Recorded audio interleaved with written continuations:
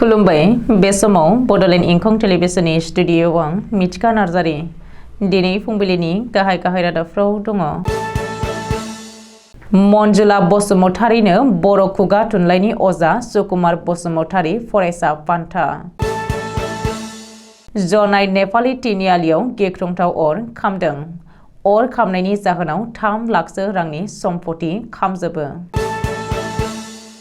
नारायणपुर दखरा एबसुनि 50टी, बाक्सा जिल्ला बर' थुनलाइ आफादनि 18टी, नारायणपुर दखरा आफोबनि 10टी आरो बाक्सा जिल्ला दुलाराय बर' हारिमु आफादनि 7टी बोसोरारि जथुमा खुंदों। आथिखालाव आं राजनीतिकनि जेबो गुमुर मोना, बुंदों बिस्वजित दैमारि। गसाइगावनि बावलागुरियाव बर'नि बिर जोहोलाव दैमालुनि मुसुखा बेखेवदों। गसाइगावनि खासियाबारियाव बिजेपिनि मावथिफोरनो रेडिअ' राननानै होदों। गसाइगावनि रायमना नेशनेल पार्कआव हाग्रा बिफाननि मावथिफोरा बन लायग्रा सुबुंखौ आथिं दानफायदों। दानिया फैदोनि आबुं रादाबाव।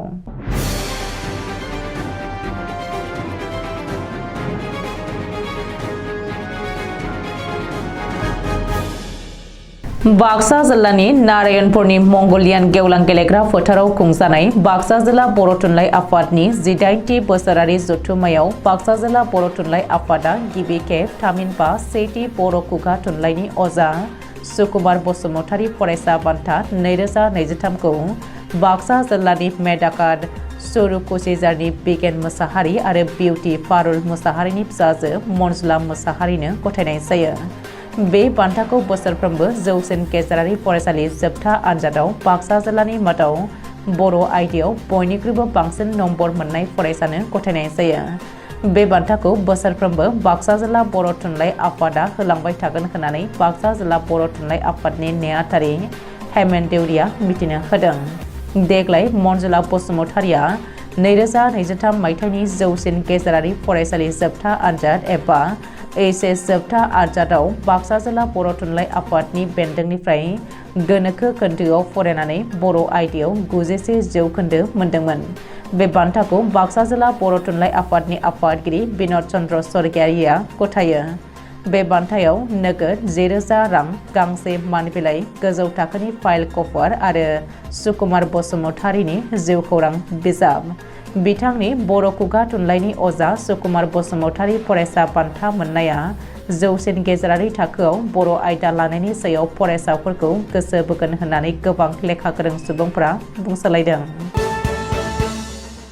जनाय दालाइ खोन्दोनि सिङाव लकी नेपालि तिनिआलियाव मैया सानजौफुआव गिख्रंथाव अर खामो। खौरांनि बायदिब्ला गिबियाव जनाय लकी नेपालि तिनिआलिनि आब्दुल आलीनि गंसे हटेलनि ओंखाम संग्रानिफ्राय अर नांजेनदोंमोन।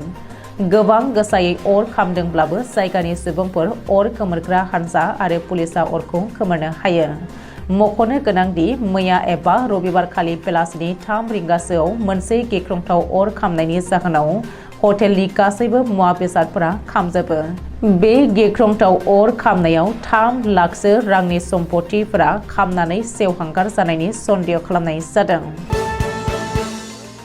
नारायणपुर गुदि बर' थुनलाइ आफाद आरो नारायणपुर दखरा दुलाराय बर' फरायसा आफादा खुंगा 50टी बोसोरसालिया जथुम्माजों लोगोसे सनाथि मायथाइ फोरबो फालिथाय आरो बाक्सा जिल्ला बर' थुनलाइ आफादनि खुंगा 18टी बोसोरारि जथुम्मा, नारायणपुर दखरा दुलाराय बर' आइजो अनसाय आफादनि खुंगा 10टी बोसोरारि जथुम्मा आरो बाक्सा जिल्ला दुलाराय बर' हारिमु आफादनि खुंगा 7टी बोसोरारि जथुम्माखौ सानथामनि हाबाफारिजों 22, 23 आरो 24 डिसेम्बर 2023 खालाराव गाजा गोमजायै नारायणपुरनि मंगलियान गेवलां गेलेग्रा फोथाराव खुंफुंनाय जायो। बे जथुम्माजोंनो लोब्बा लाखिनानै खुंफुंनाय गेवलां मेलखौ बेखेवनानै होयो बिटिआरनि गाहाय मावफुं सोद्रोमा प्रमद बर'आ आरो बे हाबाफारियावनो गाहाय आलासि महरै बाहागो लायो बर' थुनलाइ आफादनि बारग' आफादगिरि तरेन बर'आ।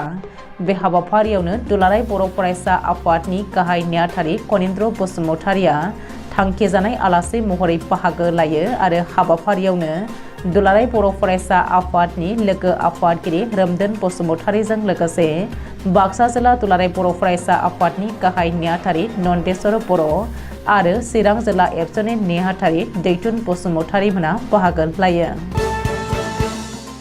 आसाम आयेन आफादनि बुंथिगिरि जानायनि उनाव राजनीतिकआव आथिखालाव आं जेबो बिथिङावनो गुमुर मोना।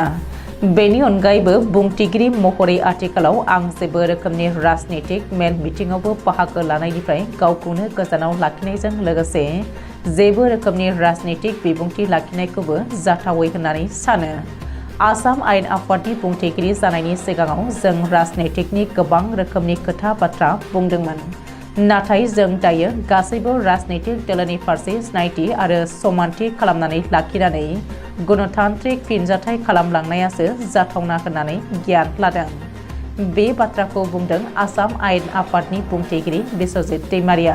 बुंथिगिरि बिश्वजित दैमारिया सालबारि फरायसालिमानि गुबुन गुबुन बिफाननि फरायसुला फरायसुलिफोरा आरजाथाव खालामनानै दिहुननाय माखासे इन्जुर लाइसि बेखेवनायनि उनावनो फरायसालिमानि फरायसुला फरायसुलि आरो फोरोंगिरिफोरजों मोनसे सावरायलायनाय मेलबो जायो। बेनि उनावनो सालबारियाव खुंफुंनाय 27थि बोसोरारि जथुमा सालबारि जिल्ला दुलाराय बाथौ गौथुमनि सालबारि बियाब बाथौसालियाव बाथौ धोरोमारि फोरबोआव बाहागो लानानै बाथौ धोरोमारि नेम बायदियै गोदानै लुफुंनो गोनां बाथौ मन्दिरनि गाहाय खुन्थिया गायसननाय हाबाफारिखौबो मावफुङो।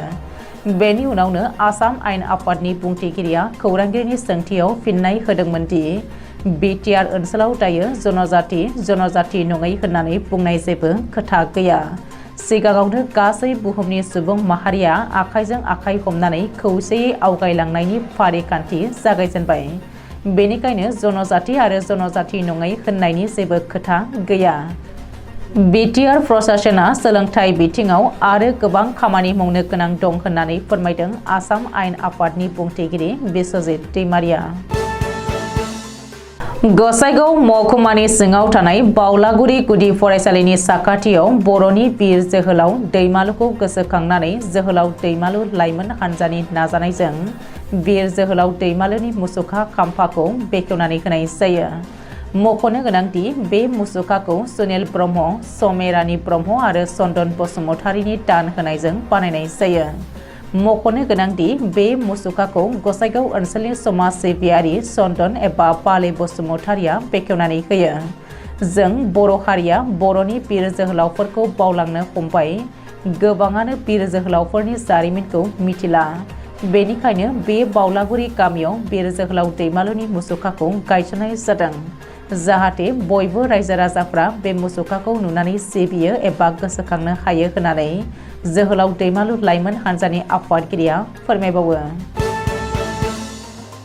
गाहाय मन्त्रि नरेन्द्र मदिनि मन की बातखौ बयखौबो खोनासंहोनो थांखिजों गुबुन गुबुन बिजेपि मण्डलफोराव रेडिअ राननाय बायदिनो गसाइगावनि जमदुवार बिजेपि मण्डलनि मावखुलियाव गासै गं 66 बुथ कमिटिफोरनो गंफा गंफायै रेडिअखौ मावफुं सोद्रोमा रेवरेवा नार्जिहारिया राननानै होयो। बे रेडिअखौ राननायनि थांखिया हादरनि गाहाय मन्त्रि बिथाङा हादरनि जौगानायनि थाखाय आरो गासै रायजो राजाफोरनि थाखाय मा खामानि मावनो बिथांखिफोर लादों बेखौ मन की बातनि गेजेरजों फोरमायनायखौ बे रेडिअनि गेजेरजों खोनासंहोनानै मिथिहोनो थाखाय गासैबो बिजेपिनि बुथ कमिटिफोरनो राननानै होनाय जादों होननानै फोरमायदों मावफुं सोद्रोमा बिथाङा। बे रेडिअ राननाय हाबाफारियाव जमदुवार मण्डल बिजेपिनि आफादगिरि गाहाय नेहाथारि आरो जमदुवार बियाबनि TCLCCनि मासिगिरि निरद नार्जारी बिथांमोनजों लोगोसे गोबां बिजेपि दोलोनि मावथिफोरखौ बाहागो लानायखौ नुनो मोननाय जायो। गसाइगाव महकुमानि सिङाव थानाय रायमना माहारियारि पार्कआव हाग्रा बिफाननि मावथिफोरा बन लायनो थांग्रा सासे साधारन सुबुंखौ आथिं दानफायदों। जाहोनाव गोब्राब जोखोम जादों। मिथिनो हानाय बायदिब्ला आथिं दानफाय जानाय सुबुङा बल्लामजरा गामिनि थागिबि दाब्ला नार्जारी 40 बोसोर बैसोनि। नखरनि सोद्रोमाया फोरमायथिनाय बायदिब्ला मैया फुंबिलियाव रायमना माहारियारि पार्कनि सिङाव बन लायनो थांनाय समावनो रायमना रेन्जनि हाग्रा बिफाननि मावथिफोरा दाब्ला नार्जारीखौ होसोनानै आथिं दानफायदों होननानै रोखायै फोरमायदों। जाहोनाव बे जाथायखौ लानानै गामिनि रायजो राजाफ्रा रागा जोंखांदों। आथिं दानफाय जानाय सुबुंखौ दायो सराइबिल मडेल देहा फाहामसालियाव फाहामथायनि थाखाय लाबोनाय जायो। सासे साधारन सुबुंखौ बन लायनो थांनाय समावनो बेबायदि आथिं दानफायनाया थारैनो बेसेबां ओंथि गोनां जादों बेयो साननो गोनां बाथ्रा जानानै फैदों।